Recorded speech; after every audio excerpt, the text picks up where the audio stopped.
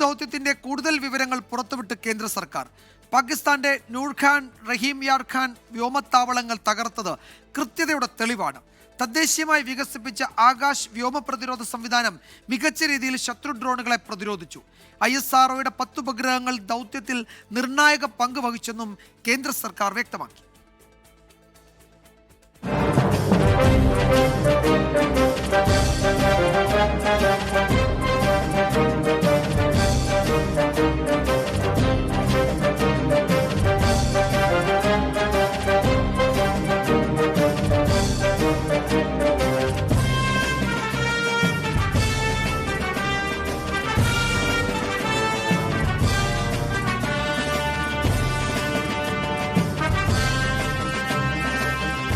നിയന്ത്രണ രേഖയോ അതിർത്തിയോ കടക്കാതെയാണ് ഇന്ത്യ പ്രത്യാക്രമണം നടത്തിയത്.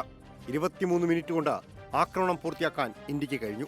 10 ഉപഗ്രഹങ്ങളാണ് ഓപ്പറേഷൻ സിന്ദൂർ ദൗത്യം ആസൂത്രണം ചെയ്യാൻ ഉപയോഗിച്ചത്.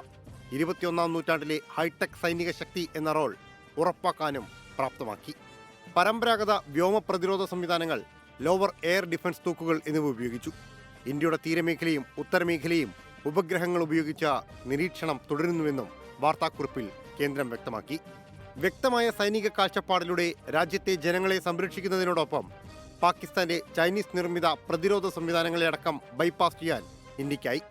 സഞ്ചാരികൾക്ക് നേരെയുണ്ടായ ഭീകരാക്രമണത്തിന് ഇന്ത്യ നൽകിയ കൃത്യമായ മറുപടിയാണ് ഓപ്പറേഷൻ സിന്ദൂർ എന്നും കേന്ദ്രം വിശദീകരിക്കുന്നു. 24 ഡൽഹി.